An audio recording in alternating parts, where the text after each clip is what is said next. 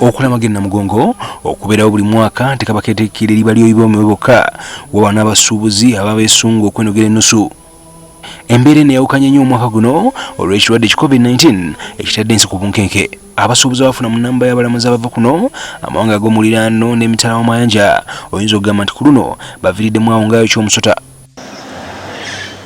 Patrick Kajubi abadde mutunzi wa mmere wa Lange Namugongo okumala kati emyaka 4 ekyokusazaamu okulamaga kw'omulundi guno kikyamwetakuza omutwe. Losi nene losi si ku saidi yange yokka ne saidi y'abakozi be nabadde nkozesa.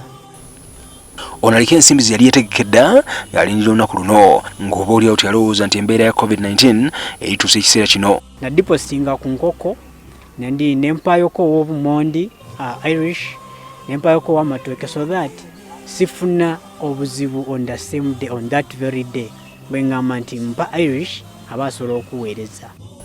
Kajubi y'omu ku bakolani ku masannyalaze ku kiggwa ky'abakristaayo nga ne ku ludda olwo afiiriziddwa. Nfiiriddwa emirundi 2.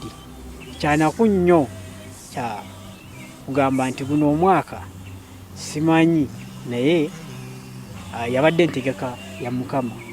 Ebitundu okwetoola ebiggwa by'abajulizi bye bisinga okubeeramu omugano mu kiseera ky'abalamazi era nga waliwo bangi okwawukanako ne Kajubi abakaaba.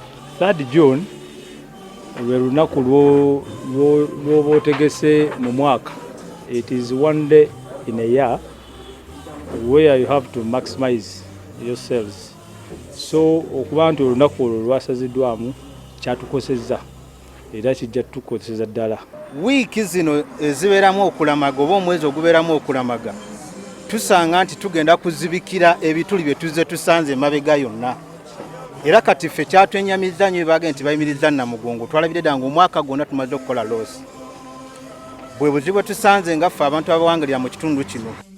Abakulembeze mu kitundu kino abatera okuweebwa obuvunaanyizibwa n'abo bali mu kiyongobero. Mu butuufu bw'obala embala eriwo oli akafuba wadde akapangisa emitwalo katugeze 5 ye bw'ajja okukapangisa agenda okukolera mu nnaku 2-3 eza Namugongo ayinza okufunamu emirundi 12. Kiba kitegeeza wapangisa emitwalo 5 ayinza okukapangisa emitwalo 6 mu nnaku eza 3. Kituyisizza bubi nnyo. Father Vincent Rubegango yakuriye ekigo ky'Abakatoliki Namugongo agamba nti embeera y'okusazaamu okulamaga tyabalise kye kimu. N'abatunda emmere amini bwe tujja Namugongo tujjukire nti abantu bamalawo wiiki nga 2 tuteekwa okubaawo n'ababayamba okufuna ekyokulya n'ekyokunywa. Abo bajja nabo ne batunda ebyabwe oluusi mpozi ne baddayo nga nabalina ke bafunyeeyo. Omanyi olunaku si lwa bizinesi naye ate toyinza kugaba mmere okuva ku nnaku olusobola okutuuka ku 10 nolowooza nti nno naawe tookosebwe. Abo mpozi nabo bajja kufiirwa. Awadde n'amagezi nti ekiseera kituuse abantu balowooze ku kyokulamaga Namugongo buli kiseera okusinga okulowooza ku lwa 3 June lwokka. Ekifo ky'e Namugongo kibeerawo nga kitukuvu okumala emyezi 12 n'emirundi egisinga tukiteekamu ebbugumo nga 3 June tennatuuka. Kati akadde katuuse okutuukiriza kyeyatusaba nti Namugongo kifuke ekifo ekyokulamagamu buli mulundi. Awo nno abaafiiriddwa nga ffenna tugenda okufiira okulamaga nga 3. Akadde katuuse tutandika okuyiiyaayo ddi lwe tusobola okujja okulamaga Namugongo ne twegayirira. Abajulizi babeerawo, ekifo kibeerawo, abakirabira tubeerawo. Ku biggwa byombi okuli eky'Abakatoliki n'eky'Abaprotestante bakkiriza nti singa okulamaga kw'omwaka guno kubaddewo bingi ebyantuukiddwako.